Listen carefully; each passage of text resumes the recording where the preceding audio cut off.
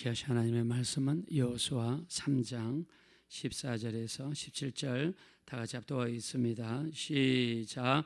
백성이 요단을 건너려고 자기들의 장막을 떠날 때에 제사장들은 언약궤를 메고 백성 앞에서 나아가니라. 요단이 곡식 거두는 시기에는 항상 언덕에 넘치더라. 궤를 맨 자들이 요단에 이르며 궤를 맨 제사장들의 발이 물가에 잠기자 곧 위에서부터 흘러내리던 물이 그쳐서 사르단에 가까운 매우 멀리 있는 아담 성읍 변두리에 일어나 한 곳에 쌓이고 아라바의 바다 여매로 향하여 흘러가는 물은 온전히 끊어짐에 백성이 여리고 앞으로 바로 건널새. 여호와의 언약궤를 맨 제사장들은 가운데 마른 땅에 굳게 섰고 그 모든 백성이 요단을 건너기를 마칠 때까지 모든 이스라엘은 그 마른 땅으로 건너갔더라. 아멘. 자, 오늘은 요단강을 건너는 일에 대해서 성경에 기록하고 있습니다. 가나안 땅에 들어가기 위해서 최후의 마지막 장애물은 바로 요단강이었습니다. 자, 요단강 건너 가나안 땅 들어간다. 우리 믿지 않는 사람들도 요단강을 건넜다라는 말을 쓰죠. 요단강을 건넜다는 뜻은 죽음을 이야기합니다. 그래서 죽음을 통해서 천국에 들어가는 것을 상징한다라고도 이야기할 수 있습니다. 자, 요단강은 헬몬산에서부터 시작을 합니다. 그래서 헬몬산에서 나온 물이 요단강을 이루고 갈릴리 호수에 들어가 바다를 이루고 갈릴리 호수에서 있던 물이 또 요단강 줄기를 거쳐서 사해 바다까지 내려갑니다. 자, 이스라엘의 지형을 보면 굉장히 하나님의 어떤 뜻과 은혜를 살펴볼 수 있는데요. 헬몬산은 산 꼭대기에 이렇게 하얀색 눈으로 이렇게 많이 덮여 있다고 합니다. 자, 이 헬몬산은 날마다 이슬이 내리기 시작하는데요. 큰 비가 내리지 않고 이슬 정도가 내리는데도 불구하고 헬몬산 밑으로 내려가면 바니아스라고 하는 폭포가 있는데 헬몬산에서 모였던 물이 한 군데 모여 있다가 바니아스 폭포를 통해서 분출을 하며 큰 물줄기를 이루게 됩니다. 이것이 바로 요단강의 시작입니다. 자, 헬몬산에 내리는 이슬은 날마다 내리지만 날마다 내리는 이슬은 얼마 되지 않습니다. 그러나 날마다 이슬이 스며들고 헬몬산으로 스며들면 그게 헬몬산 속에 들어가서 나중에 모여서 큰 폭포를 이루게 되는 것이죠. 자, 하나님의 말씀도 마찬가지입니다. 은혜도 마찬가지입니다. 우리가 날마다 말씀을 읽고 날마다 말씀을 듣는데 큰 변화가 없는 것 같지만 날마다 말씀을 읽고 말씀을 상고하고 말씀을 들을 때 그것이 우리 영혼 속에 쌓이고 우리 영혼 속에 누적이 되다 보면 언젠가는 큰 폭포를 이루듯이 폭포수 같은 은혜가 우리 삶 가운데 나타나게 될 줄로 믿습니다.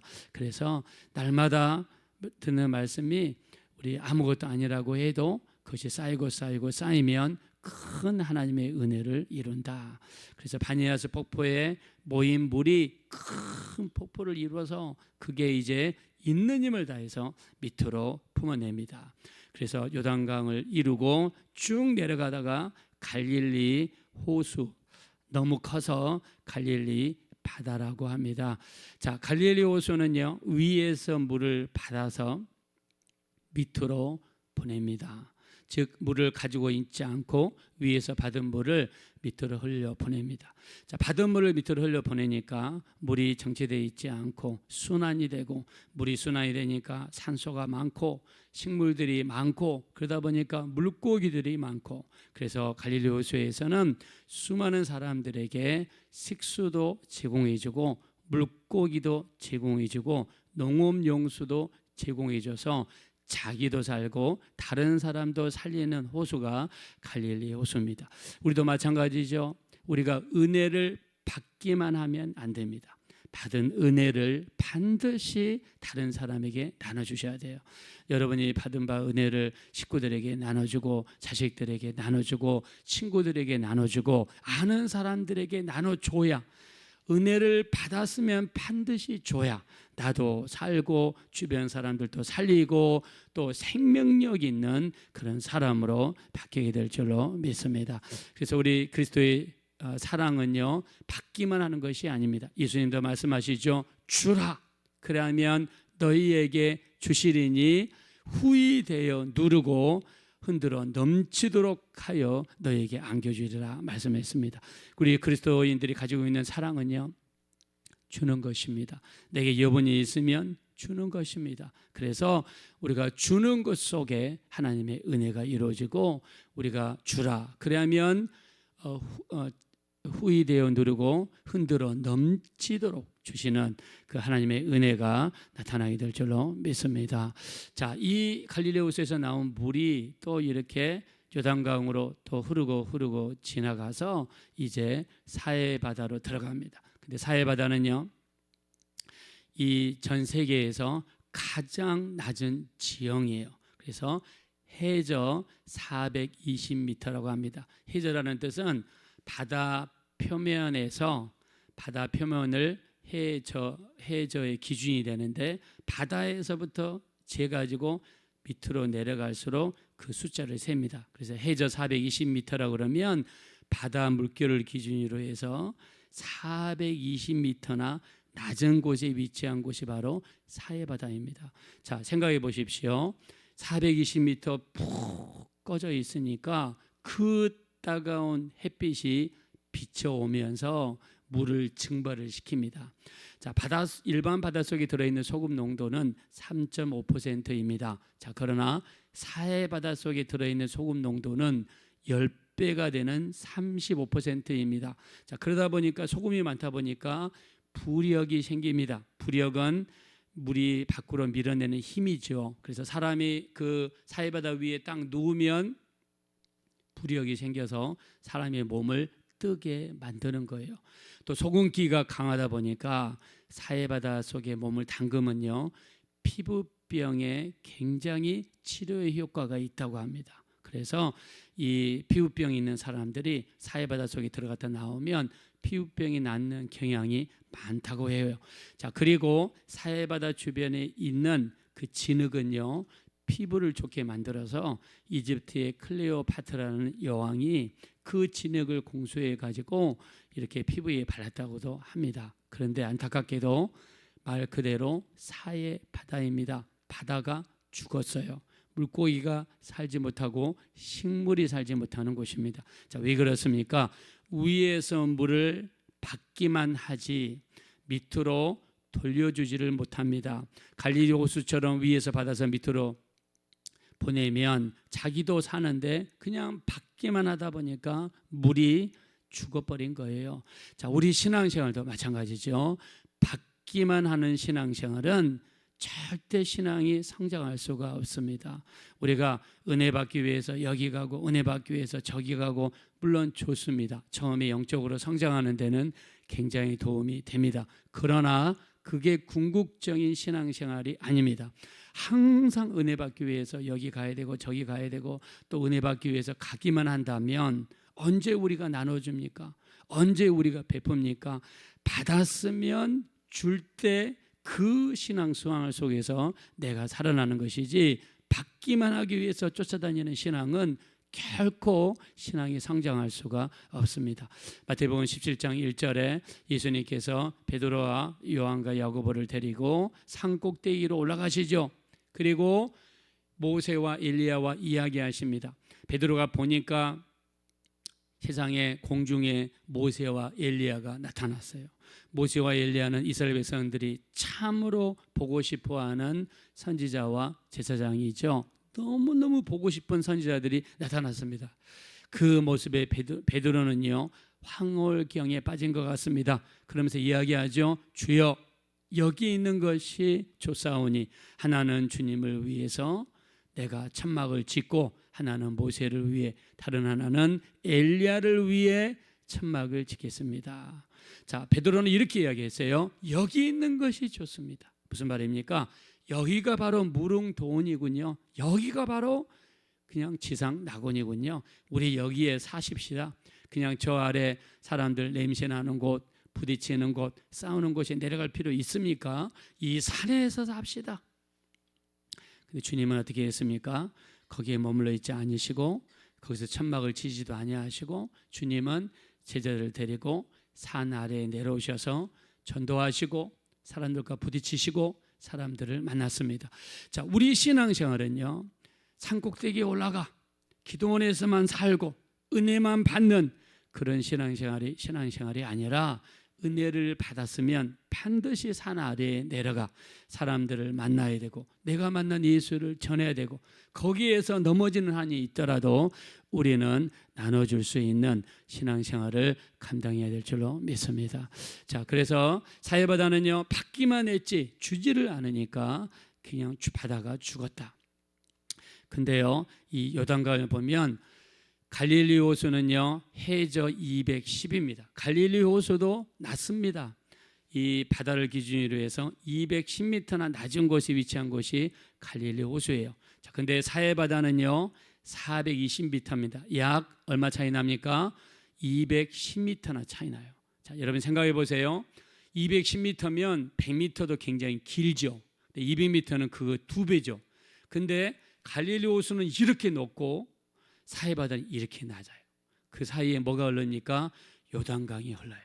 그러니까 요단강의 물줄기는 세고 가파른 것을 알 수가 있습니다. 즉 요단강에 물이 흐르는 시기에는요, 무섭게 흘러가고 그 폭도 넓다는 것을 알 수 있습니다. 자, 이 요단강에 물은 흐르는 시기 성경을 한번 보겠습니다. 15절입니다. 15절 한번 다 같이 읽겠습니다. 시작. 요단이 곡식 거두는 시기에는 항상 언덕에 넘치더라. 길을 맨 자들이 요단에 이르러 길을 맨 제사장들의 발이 물가에 잠기자. 아멘. 자, 요즘에 어떤 사람들이 이스라엘 갔다 와서 요단강이 아니 폭이 1m밖에 안 되는데요, 목사님. 아니 폭이 2m밖에 안 되는데요, 목사님. 그러면서 요단강을 건넜다는 게 무슨 기적입니까? 이렇게 반문하는 사람들이 있어요. 자, 여러분 몇천 년이 지나면서 강도 마찬가지입니다. 강도 흐르면서 지형을 바꿔요. 침식을 일으키고 땅을 파고 들어가 지형을 바꿉니다. 때로는 S자를 이루기도 하고 때로는 일자를 이루기도 하고 삼각주에 가서 삼각형을 이루기도 하고 물은 지형을 수도 없이 바꿉니다. 현재의 모습으로 몇천 년 전에 일어난 성경을 절대로 재단해서는 안 되는 것입니다.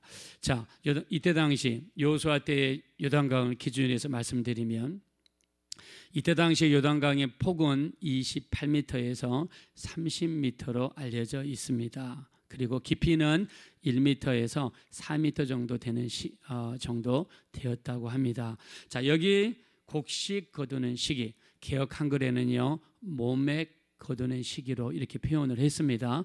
곡식 거두는 시기를 히브리어로 찾아보니까 카차르라는 단어를 썼습니다. 카차르라는 단어는 수확하는 시기다라고 표현을 합니다. 자, 수확하는 시기는 뭐가 내리냐면 바로 늦은 비가 내리는 시기입니다. 그래서 이 이스라엘 백성들이 요단을 건너는 시기는 오늘 15절에 뭐라고 했냐면 곡식 거두는 시기다. 즉 늦은 비가 내리는 시기다. 자, 이스라엘은 큰 비가 2번 내립니다. 이른 비가 내리고 늦은 비가 내리죠. 우리나라처럼 이렇게 장마가 지거나 태풍이 몰려오거나 그게 없어요. 그냥 이른 비 한 번, 늦은 비 한 번입니다. 이른 비는 언제 내리느냐? 파종하는 시기에 비가 많이 오고요. 늦은 비는요 곡식을 거둘 때 많이 오는 거예요. 지금 이스라엘 백성들이 건너는 시기는 늦은 비예요. 늦은 비는 비가 많이 오는 시기예요. 설령 요단강이 좁더라도 성경이 뭐라고 그랬습니까? 비가 많이 와서 언덕까지 넘치는 시기예요. 자, 그리고 이때 늦은 비가 내리는 시기는요 헬몬산에 있던 눈이 녹는 시기입니다. 그러니까 요단강의 수량이 많아진다는 걸 의미해요. 헬몬산에 눈이 녹는 시기고요. 늦은 비가 내리는 시기니까 요단강은 범람하는 시기입니다. 자, 여기서 제가 앞에서 길게 설명했지만 갈릴리 호수에서 사해바다까지는 약 200m의 높이 차이가 있습니다. 즉 물 속도가 엄청나게 빠른 것을 알 수 있습니다. 일반 사람들이 건너기에는 어려운 시기다라는 것을 알 수가 있는 것이죠. 근데 여기를 어떻게 건넜습니까? 하나님께서 제사장들, 언약궤를 메고 있는 제사장들이 가장 먼저 앞장서라. 그리고 요단강을 건너라. 홍해는 갈라진 것을 보고 땅이 마른 것을 보고 건넜습니다. 그러나 요단강은 먼저 갈라지지 않았습니다. 언약궤를 앞세우며 건넜다는 것은 하나님께서 요단강을 갈르시겠다는 그 말씀, 약속 붙잡고 그 약속의 말씀을 믿고 그 급하게 흐르는 요단강에 제사장들이 한 발짝을 내딛자 요단강이 갈라집니다. 두 번째 내딛자 갈라집니다. 하나님의 약속의 말씀을 붙잡고, 하나님께서 눈으로는 지금 이루어지지 않았지만 하나님의 약속의 말씀 붙잡고 위험하고 힘들지만 그 말씀에 의지하여 행동으로 옮길 때 요단강이 양쪽으로 갈라졌습니다. 할렐루야. 우리 신앙생활도 마찬가지입니다. 우리 앞에 급속하게 흐르는 요단강, 사람을 떠나려가게 만드는 물의 힘이 흐르는 요단강이 날지라도 약속의 말씀 붙잡고 하나님 말씀을 붙잡는 것입니다. 이 약속의 말씀 붙잡고 행동으로 발을 옮길 때에 우리 앞에 어떤 그 요단강이 날지라도 갈라지는 역사가 나타나게 될 줄로 믿습니다. 여러분, 홍해를 건너던 때는 애굽에서 바로 나온 때예요. 믿음도 없고 말씀도 없고, 그래서 하나님이 그들에게 이적을 먼저 보여주셨습니다. 우리가 처음 예수 믿을 때 믿음도 없고 말씀도 없을 때는요, 우리에게 일어나는 역사가 많습니다. 병고침도 일어나고 신기한 응답도 많이 일어납니다. 그러나 요단강을 건너 가나안 땅에 들어가는 성도들에게는 더 큰 믿음을 요구하세요. 그래서 믿음의 성장을 하나님께서 요구하십니다. 먼저 갈라지지 않았고 믿음으로 요단강을 건너게 만드셨습니다. 우리 앞에는 요단강 같은 수많은 장애물들이 있지만 하나님은 우리에게 말씀을 주셨습니다. 그 말씀을 마음에 새기시고 그 말씀 붙잡고 세상을 향해 발을 옮기실 때마다 어떤 문제라도 요단강 갈라지듯이 갈라지는 이 역사가 여러분 가운데 나타나게 되시기를 예수님의 이름으로 축원합니다. 이 시간 기도하실 때 우리 하나님, 홍해 때보다 요단강을 건널 때는 하나님이 더 큰 믿음을 요구하셨습니다. 우리의 믿음이 날로 성장하게 하시고 우리의 믿음이 자라게 도와주십시오. 하나님의 모든 말씀을 굳게 믿고 그 말씀에 의지하여 발을 옮길 때마다 우리 앞에 어떤 요단강이 놓여 있을지라도 갈라지게 하시고 사라지게 도와주시고 이기는 역사가 일어나게 도와주십시오. 우리 합심으로 간절히 기도하겠습니다. 돌아주고 잡으라시 하나님, 진심으로 감사합니다. 우리 하나님, 우리 앞에 어떤 요단강이 있을지라도 우리 하나님께서는 우리가 하나님의 약속의 말씀 붙잡고 그 말씀을 의지하여서 요단강을 건너게 만드셨습니다. 홍해를 건널 때는 애굽에서 나온 지 얼마 되지 않아 그들의 믿음도 약하고 말씀도 없어서 하나님께서는 먼저 이적과 기사와 표적을 보여주셨습니다. 자, 그러나 요단강을 건너 가나안 땅에 들어가는 성도들에게 하나님은 더 큰 믿음을 요구하셨습니다. 우리의 믿음이 거기에 부응하여 우리의 믿음이 성장하기 원합니다. 눈에 보이는 것 없고 손에 잡히는 것 없고 귀에 들리는 것 없어도 약속의 말씀 붙잡고 믿음으로 나아갈 수 있는 우리 모두가 되게 도와주셔서 요단강이 갈라지게 하시고 이적과 기사와 표적이 존귀하신 예수님의 이름으로 일어날 수 있도록 인도하여 주시옵소서.